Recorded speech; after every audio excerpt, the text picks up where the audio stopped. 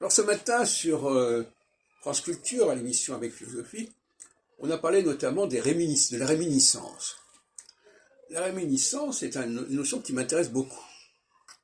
Parce que la réminiscence, ça veut dire que nous avons un savoir plus ou moins subconscient qu'il faut éveiller, qu'il faut mobiliser, qu'il faut exploiter, et qui n'est pas celui qu'on va acquérir par la lecture des ouvrages, des bouquins. Le problème. De même qu'il y a un rapport une dialectique entre le non-verbal et le verbal. Donc, moi je crois beaucoup à la notion de réminiscence.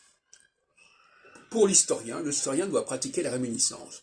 C'est-à-dire qu'il doit essayer de se remémorer, si on peut dire, des temps extrêmement lointains, qui évidemment ne sont pas liés à sa conscience personnelle, à sa existence personnelle, et de revivifier cela, le revival permis par la réminiscence.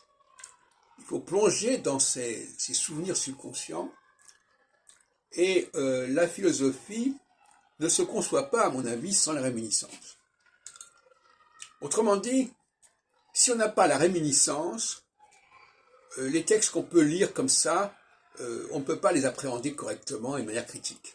Il faut avoir déjà un point de vue propre à la réminiscence pour scruter les savoirs qui nous sont proposés au niveau de la surconscience. Parce que vous savez, je travaille beaucoup sur l'opposition entre subconscience et surconscience.